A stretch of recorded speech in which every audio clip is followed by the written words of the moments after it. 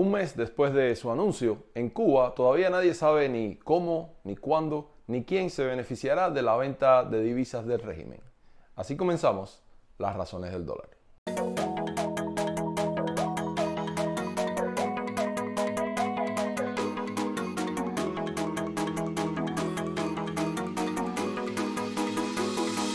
A pesar de que la administración Biden le diera un par de vueltas a la izquierda a las sanciones que pesan sobre el régimen al permitir las transacciones entre bancos estadounidenses y bancos cubanos, los planes no parecen haber estado saliendo acorde a lo previsto. Cuando el 14 de mayo se anunció ante la Asamblea del Poder Popular la posibilidad de poner en práctica un mercado paralelo para la venta de divisas a los sectores estatales y no estatales, a muchos cubanos se les despertó la esperanza, ya que la adquisición de divisas ha sido el talón de Aquiles en el ordenamiento monetario. La necesidad de adquirir prácticamente todo en MLC golpea fuertemente el día a día de los cubanos. Esta supuesta medida también afectó significativamente el precio del dólar en el mercado informal. Los revendedores bajaron drásticamente el valor del dólar a la compra, afectando el ingreso de las familias que reciben remesas en efectivo, principalmente desde los Estados Unidos. La implementación de un mercado cambiario alternativo no es algo que haya inventado el Gil, ministro de Economía cubano. En el continente tenemos ejemplo de ello y en este video analizaremos cómo funcionan y si pueden ser implementados en Cuba con posibilidad de obtener un resultado satisfactorio. Comenzaremos con el caso Argentina. Argentina tiene un largo historial en políticas cambiarias. Durante el segundo mandato de Cristina Kirchner se implementó el primer cepo cambiario. Esta medida fue eliminada por su predecesor, pero justo al final de su mandato, Macri se vio forzado a ponerlo en práctica dada la difícil situación con las reservas en divisas del país. Desde el 2019 existen varios tipos de cambio. Existe el dólar mayorista, que es el precio oficial del Banco Central. Este se utiliza mayormente para operaciones interbancarias.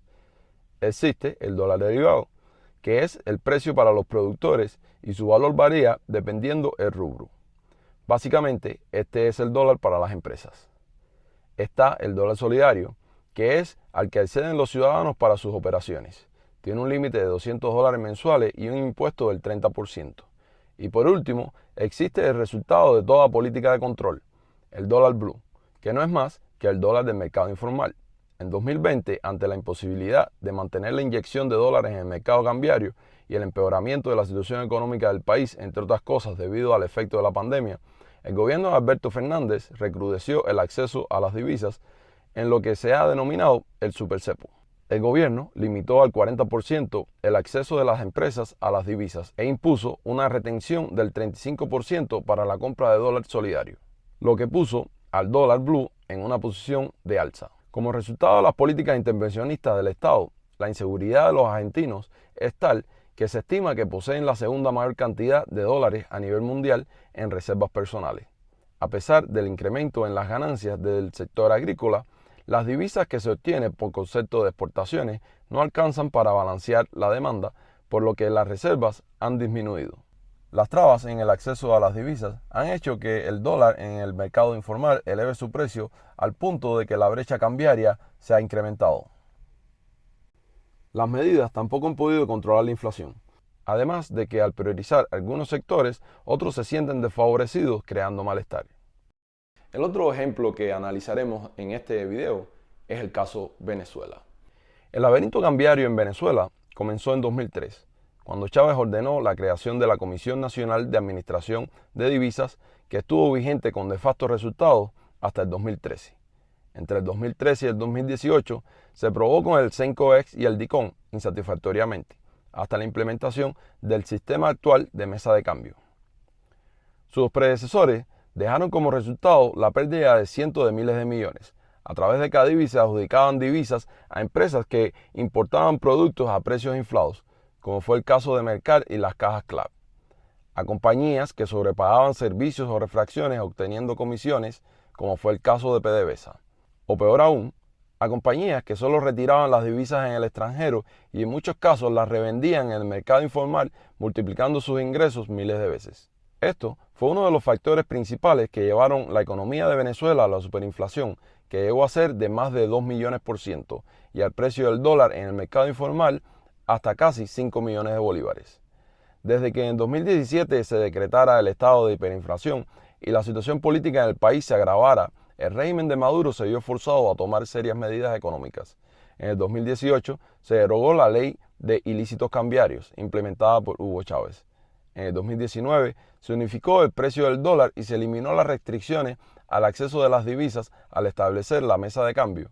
Con este mecanismo, el intercambio quedó determinado por la oferta y la demanda y todos pueden participar.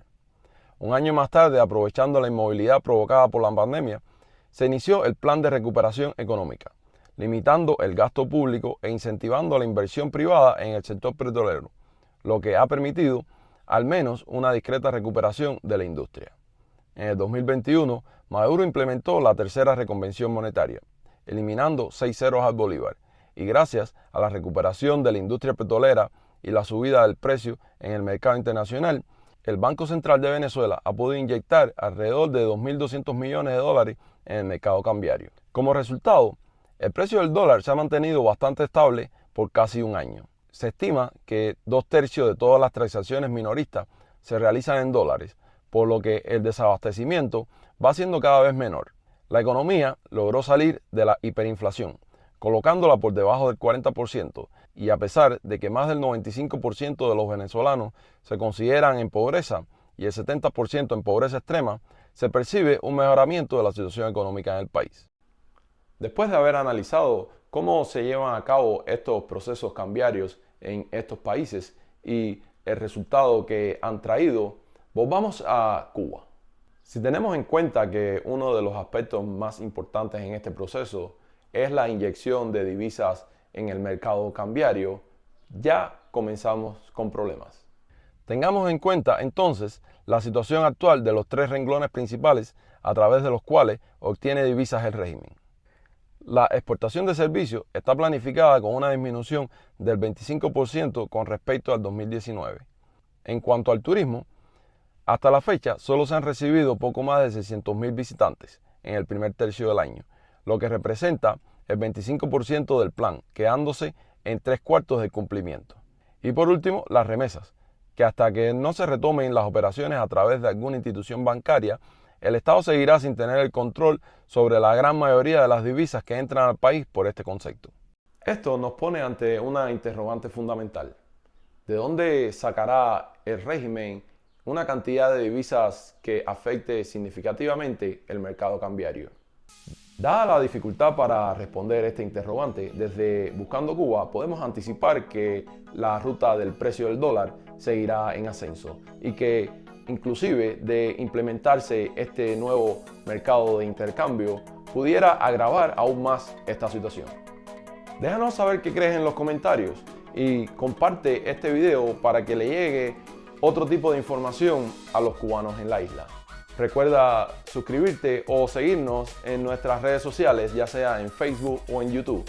Y como siempre te digo, ojalá algún día nos encontremos buscando Cuba.